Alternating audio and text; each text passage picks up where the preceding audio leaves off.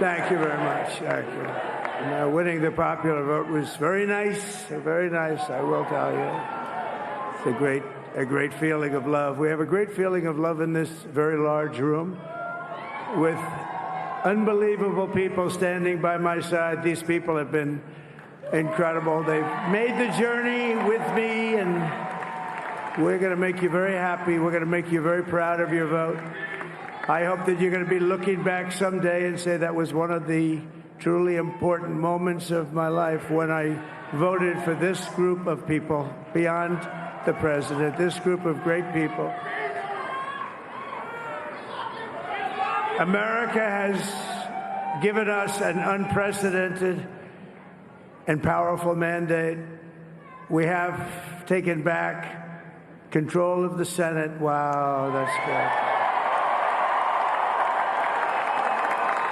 And the Senate races in Montana, Nevada, Texas, Ohio, Michigan, Wisconsin, the great Commonwealth of Pennsylvania, were all won by the MAGA movement. They helped so much.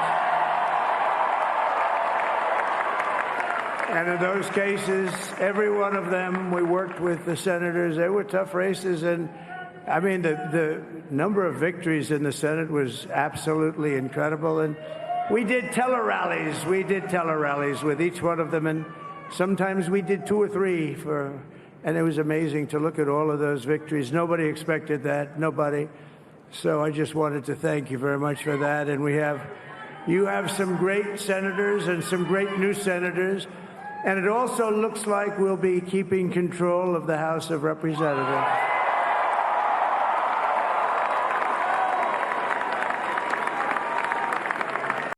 This is a mandate to do what you said you were going to do. Get the economy working again for regular working class Americans, fix immigration, try to get crime under control, try to reduce the chaos in the world. This is a mandate from the American people to do that. I think I'm interpreting the results tonight as the revenge of just the regular old working class American, the anonymous American who has been crushed. Conservative CNN contributor Scott Jennings he's right. He is right in his analysis here. He's right that many working class voters have realigned themselves with the Republican Party after years of feeling left behind by the Democrats. Now, Trump did in fact make big gains yesterday with low-income voters and Democrats, or low-income voters that Democrats lost. Pretty significant support from, and that's according to the Washington Post exit polling from the 2020 election and last night's election. So they juxtapose the results in both elections. And let's take a quick look at this chart that'll help you visualize what's going on here, okay? So in 2020, Biden won voters with incomes under $50,000 by an 11-point margin, 55 to 45. Now, in 2024, Trump actually narrowly won with voters who are making under $50,000. So Trump was at 49, whereas Harris was at 48. So that's a pretty huge swing. Okay, so again, these are the so-called low-income workers, individuals making less than $50,000 a year. Now, let's take a look at the $50,000 to $100,000 bracket. That's what you're looking at on the screen right now. In 2020, Biden won voters in this bracket by 57 to Trump's 42. Now, if you look at the election yesterday in 2024, Trump won that same group of voters 49 to Kamala Harris's 47. And then the one category in which Kamala Harris did manage to beat Donald Trump, or I should say beat Biden, is with higher income voters. Okay, so if you look at this, in 2020, Trump won voters earning over $100,000 by 54 to 42. In 2024, Harris won those voters 53 to 45.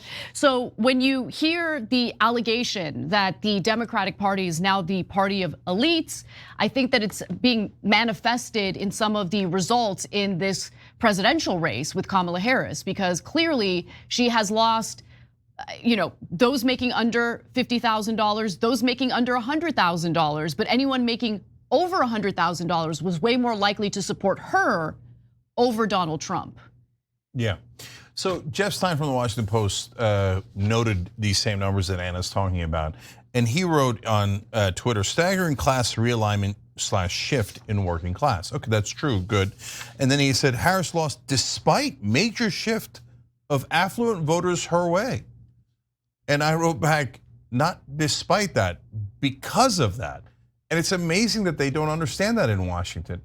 So when you court affluent voters by constantly bragging about how all the corporate CEOs are on your side and how you raised $1 billion, largely from spectacularly wealthy people in corporate PACs, that doesn't play well with non-affluent voters.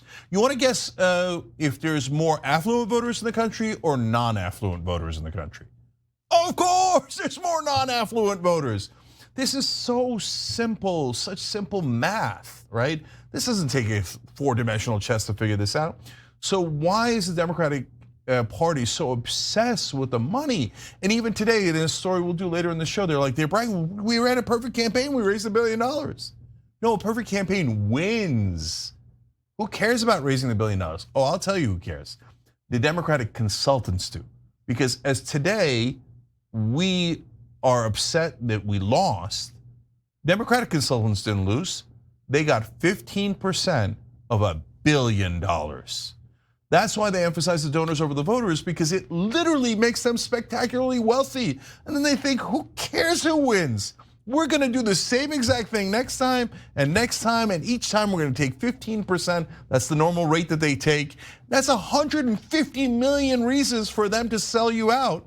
And then Washington Post reporter, I don't know the context of it, so maybe he didn't mean it that way, but is saying, I can't believe we lost despite the fact that we had the rich on our side. That is an unbelievable thing to say. Okay. Stephen A. Smith, vocal yet hesitant supporter of Kamala Harris. What does he make of this outcome? The host of the Stephen A. Smith Show joins me now. Good to see you. See you, my man. Good to share this moment with you. Yeah. Surprise, of course, wound up losing by a little bit in a lot of places and a lot of demographics. Why to you? Well, first of all, that's not how it looks to a lot of us. To you, somebody who's incredibly knowledgeable about this stuff, losing a little in a lot of different places. The way we look at it, we saw red all over the screen. Spanked. You need a Band-Aid, she got annihilated. That's how we look at it. I mean, she didn't win. We were predicting that the election was going to take days to decide, possibly into the weekend, and lo and behold, it took about 7 hours for us to learn once the polls closed that he was the president-elect of the United States. So that's what happened. And when you look at some of the issues, clearly not addressing the economy in a fashion that resonated, people talking about inflation, talking about their pockets, how you were going to address those things. I'm sure she attempted to articulate. I understood what message she was sending, but a lot of people weren't paying attention to it because, as I've said on many occasions, including sitting here with you, I know this much about minorities in this country. When it comes to black and brown folks in the United States of America, let me tell you something right now. We don't want to hear about percentages. We don't want to hear about, oh, inflation has dipped down to below 2% and all of that stuff. We're looking at the money in our pocket. How much does it cost to get gas? How much does it cost to buy groceries, to go out, eat dinner, et cetera, et cetera? How much money can we save? We look at that and we were not impressed. Immigration was a huge, huge deal. For Biden to come out, and for him, day one, executive orders essentially opening the borders. For her to go on The View, which to me was a death knell. And speaking to Bill O'Reilly today, he had echoed that sentiment. They asked her, would she do anything different? And she said, not that I can think of. And when that happened, you just knew that she was in a world of trouble because Trump knows how to utilize those things to his advantage. So it's about the economy. It's about immigration, and it's about the streets. Those were both bad and on her watch. That's right. I mean, she had a tough task. That's right, she here. did. It's not just about her. It's that she wasn't able to overcome the challenge. Absolutely. And she was put in a bad spot. I feel bad for her because when you consider Joe Biden, and I know a lot of people were hesitant to get at him. She didn't want to throw him under the bus. But let's be real here. Let's be honest. He came into the presidency promising to be transitional, essentially a stopgap, okay? The next thing you know, they win the midterm elections. He's feeling himself, and suddenly he says, "I'm not going anywhere, even though I'm going to be around 82." That's where the party screwed up. And that's where the party messed up. And so as a result, he ended up staying longer. He wasn't exposed to a primary. They greased it. They greased the skids. That was a big hindsight's easy. That's right. Hindsight's easy. Right. But in the moment, you knew that they had handicapped her because they took away the democracy argument. That's fair, but you could talk about hindsight is easy. But here's the reality, Chris. You and I were saying it long before the election. We were saying this is going to be a problem. And sure enough, it ended up being a problem. So all of those things being considered, in the end, it's sad that she went out this way. You would have liked to have seen a more competitive race.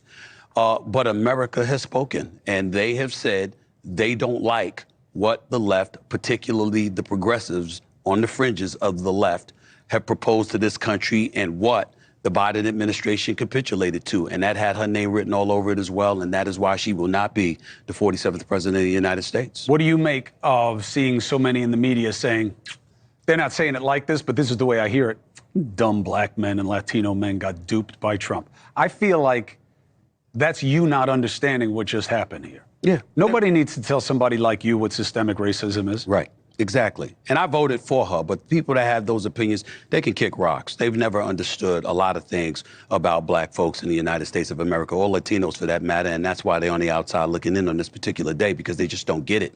You know, the reality is that you have an abundance of people, a lot of women included, who are hurt and incredibly furious that the outcome is what it is because they feel like the interest of the individual was put ahead of their interest. My response to that, sympathetically, with empathy, I would say, duh. What surprises you about that? People always put their own interest ahead of everybody else's when it comes to going to the polls. Women. Trump did better across the board. And you can see this massive shift visualized first by the New York Times. The red arrows show movement towards Trump at the county level. It is possible to find some blue in that map, but you have to look really hard. It's like finding Where's Waldo, primarily around some of the Atlanta suburbs, but that's it. Donald Trump won Bucks County, Pennsylvania, filled with wealthy suburbanites that Harris hoped would be swayed by Liz Cheney. It's the first Republican win in over 35 years. He won rural Anson County, North Carolina.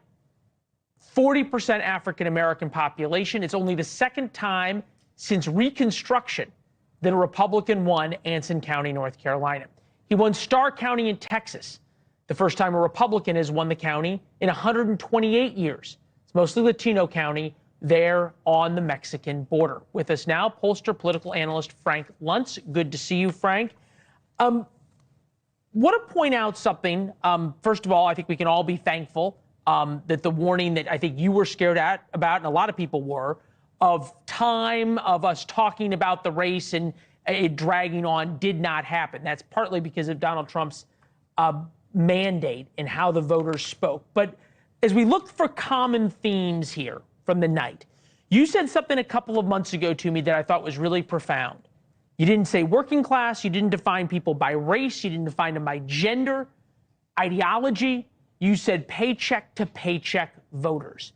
And is that the common thread in so many of the counties and the reason that Donald Trump got this groundswell of support? Well, you got it and you understand it. And that's in fact exactly what happened. And this is a group that has been voting Democrat since I've been alive. And Trump is the first Republican able to coalesce them. And one of the key moments in this is that it's not white paycheck to paycheck. It's not brown, Latino, Hispanic paycheck to paycheck. It doesn't matter what your ethnicity is. It doesn't matter what your gender is. If you're a paycheck to paycheck voter struggling every week or every month, you are more likely to consider and to actually vote for Donald Trump than in any time since Ronald Reagan in 1984. You'd have to go back 40 years. And it happened in Pennsylvania, Michigan, Wisconsin. It happened in Georgia, North Carolina, Arizona, Nevada. That is the similarity. And it helped bring Republicans major victories in the Senate race. And it's likely to keep the House in Republican hands. That's how significant this election was just 24 hours ago. Well, You were the one who first described this group of people. We just paid attention, and I just paid attention to somebody smarter than me. Right now, 4.5 million votes separating Trump and Harris. Something else that's interesting that's happening is that 2016, very small victory in the swing states that brought Donald Trump the presidency. He didn't win the popular vote. This is different than 2016. He's winning the swing states by hundreds of thousands of votes. He's winning the popular vote right now by more than 4 million. Our estimates put up somewhere that'll end up about 2 million. What is different now in his victory than 2016? That people have lived with him and they realize that he's serious, that they have experienced him, and whether or not they like him personally, they believe that if you're wanting to drain the swamp, you got to get someone who's really tough, someone who's a little bit ornery, someone who, quite frankly, is pretty extreme in the language that he uses and the examples that he sets, but someone who is not compromising in making these changes. The voters who voted for him trust him to bring about the change that he's promised. They trust him to make a fundamental, a meaningful, measurable difference in the way Washington works. And what I find remarkable, because Harris, at one point when she was so joyful and just dancing up and down the stage, it looked like she was going to take the country by storm. She closed the gap that Joe Biden had created more quickly than any president since Barack Obama, and arguably even faster than he did. And she did so just by adding and adding and adding to her potential vote. But you know what happened? People got to know her. She got angry. She started to sound like Donald Trump. And voters looked at this and said, we don't even know where you stand. We don't even know where you sit. And you're going out and calling Trump these names when you're not telling us anything about yourselves? People got mad at that, and they left her. And that's why this is so significant, because this is the first time that we had a Democratic loss and a Republican victory. You cannot just blame Harris's horrible campaign or Donald Trump's process for why he got elected. It's a combination of both. It will mean that the Republicans will end up with 53 or 54 seats in the Senate.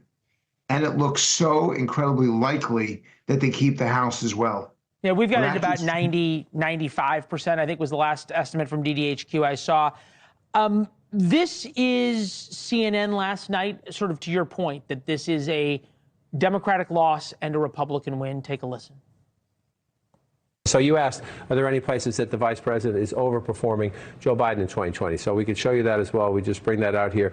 Harris overperforming in 2020. Holy smokes. There you go. So let this go away and see if there's anything on the east side there.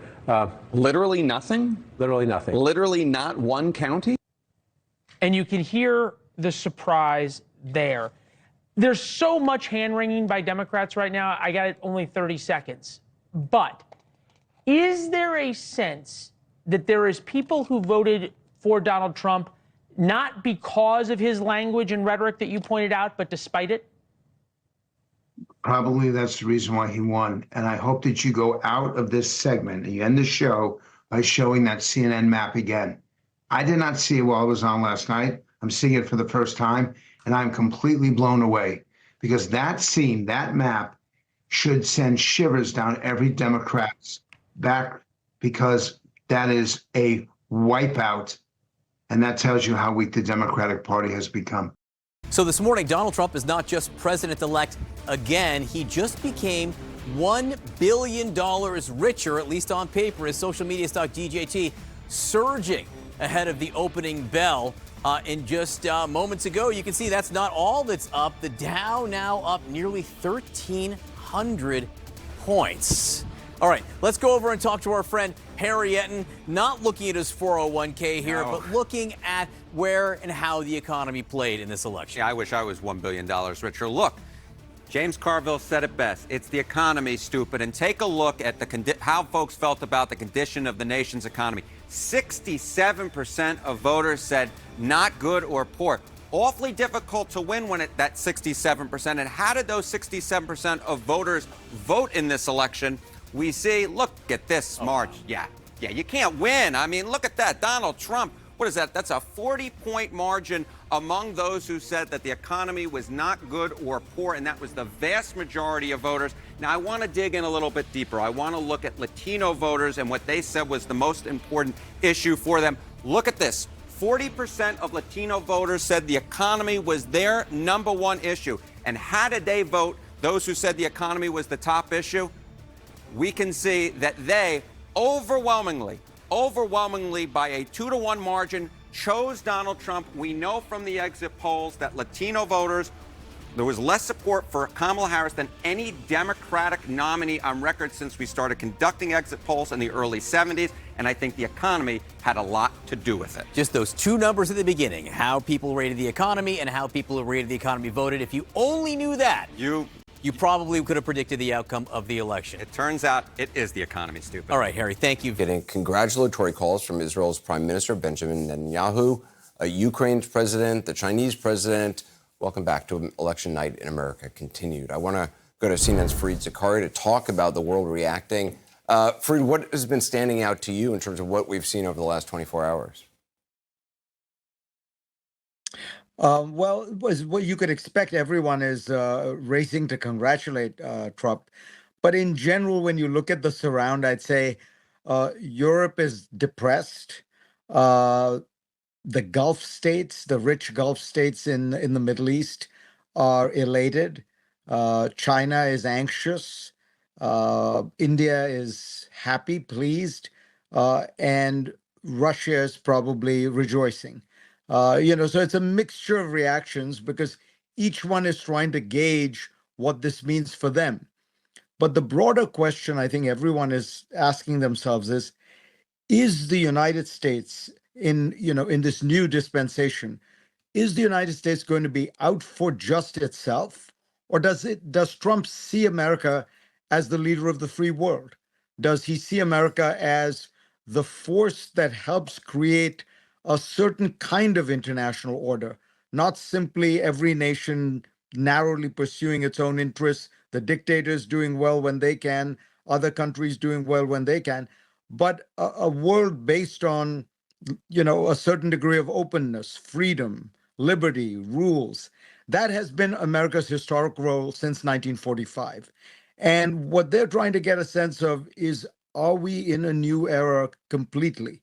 Has the post-1945 American-led international system finally begun to see, the twilight of its existence? Trump suggested, during the campaign to Arab and Muslim American voters that he'd end Israel's war in Gaza. He's also said that Israel should, in his words, finish the job. He obviously has a closer relationship with Netanyahu than Joe Biden did, or perhaps a friendlier relationship. Do you think Netanyahu gets a blank check from Trump? I think Netanyahu gets a blank check from Trump on things like Gaza. I don't think Trump particularly cares about, he's not going to bring up the kinds of issues that Joe Biden was bringing up in terms of the level of damage and of the buildings, and do you have to go after certain areas? Are you providing enough humanitarian assistance? That doesn't feel like Trump's style. In fact, he said several times Israel just has to finish the job. It's worth pointing out that half of Israel disagrees with Trump on that issue. There's a very clear, perhaps 50% of Israel that wants a ceasefire, is not happy with Netanyahu's and his prosecution of the war. But be that as it may, there's a broader issue, which is Israel's pursuit of the war in the north with Hezbollah and Iran. And I think there, the Trump administration will be supportive. And frankly, Israel has reestablished a kind of deterrence in the north there against Iran, against Hezbollah, and showed them to be much weaker than they are. So I think that is an area where actually there might be continuity. The Biden administration has been very comfortable with Iran taking the battle with Israel taking the battle to Iran, taking the battle to Hezbollah, reestablishing deterrence. And I think the Trump administration was likely to continue that. Trump has also said he'd end the war in Ukraine within 24 hours. You pair that with, either, I don't know if it's admiration for, he has expressed admiration for Vladimir Putin. What do you think that means for Ukraine? Again, I think it gets back to the issue that we began the conversation with. Yes, there's a possibility for a deal in Ukraine. The war cannot and should not go on forever. But does Trump view this as being a kind of broker between two equal parties of equal value, and he's just trying to cut a deal? He's sort of the real estate broker trying to make it happen. Or does he see himself on the side of the free world, on the side of the rule-based international order, trying to make sure that Russia's complete and flagrant violation of those rules, its naked aggression, is not rewarded? Now, that doesn't mean that Russia will not be able to hold on to some of the territory it has. There's a reality there that you can't get around.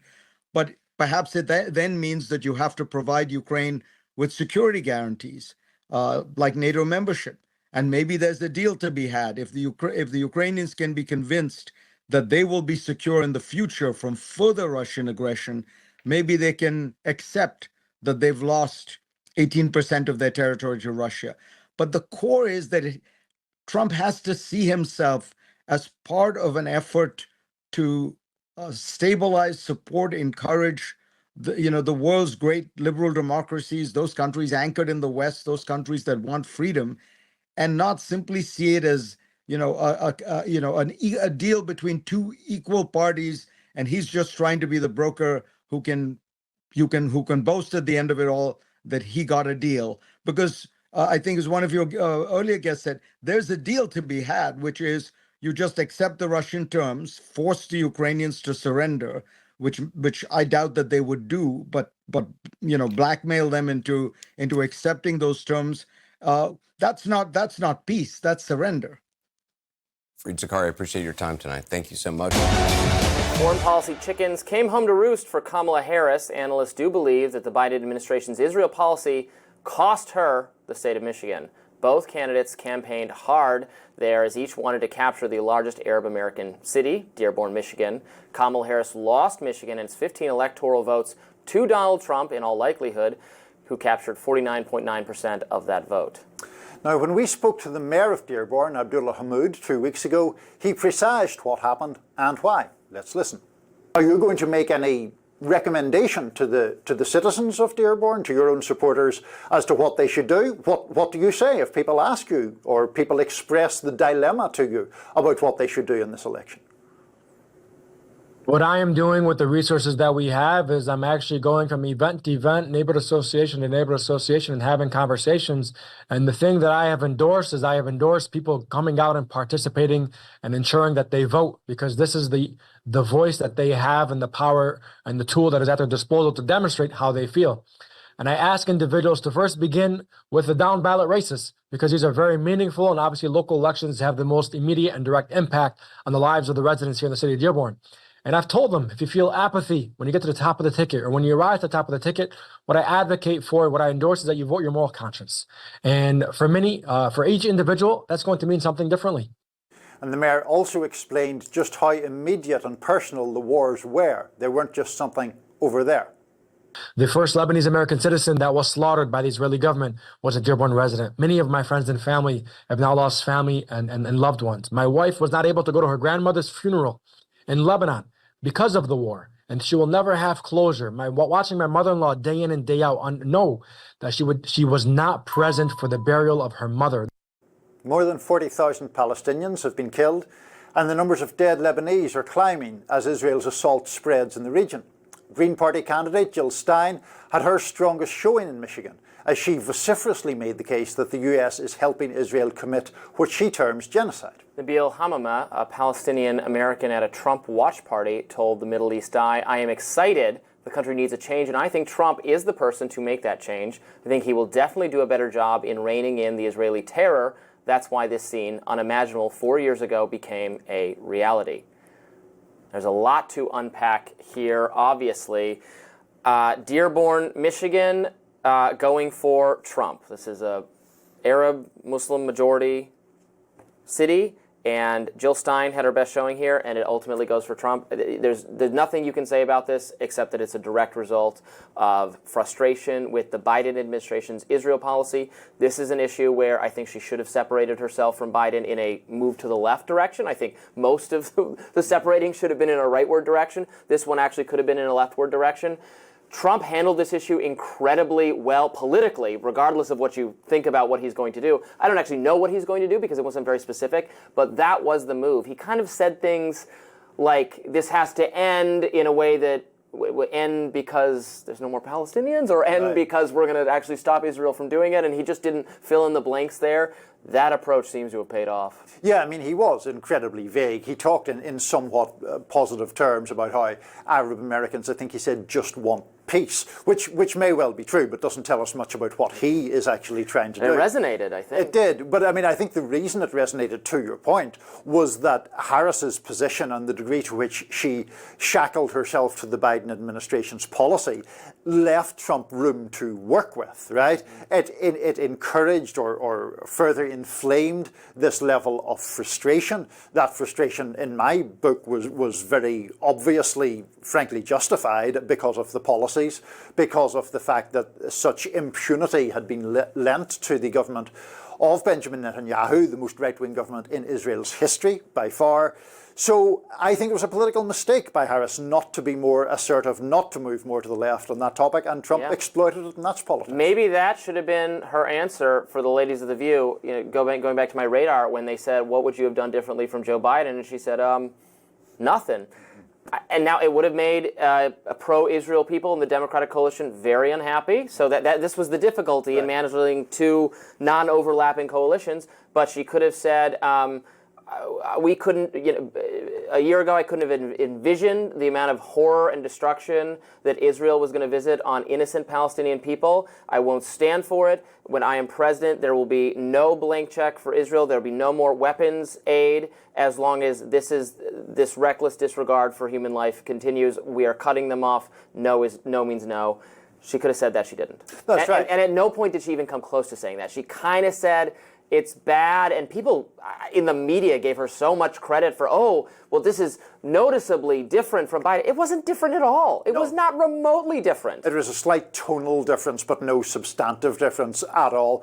And to your point, the thing is that she had all this room to work with. She didn't have to start shouting, free Palestine and from the river to the sea. She didn't have to call it a genocide. Right. She could just have said, I believe that the president has given too much of a blank check to Netanyahu. She's gone way too far, and we're not going to be complicit in it. Exactly. We're going to dial back from that. And she didn't do that, and there was a political price to be paid for it. I do think it could be interesting in future elections, Robbie. I know we're all wrapped up in what happened yesterday. Wait, I was promised this would be the end of democracy in the last presidential election if Trump won. And I'm going to hold the media to that promise. I don't want to do this again. There are going to be more presidential elections, and that Arab American community in Michigan is going to, I think, be important. I mean, we see as the electoral map shifts sometimes certain groups having more or less power because of where they are concentrated.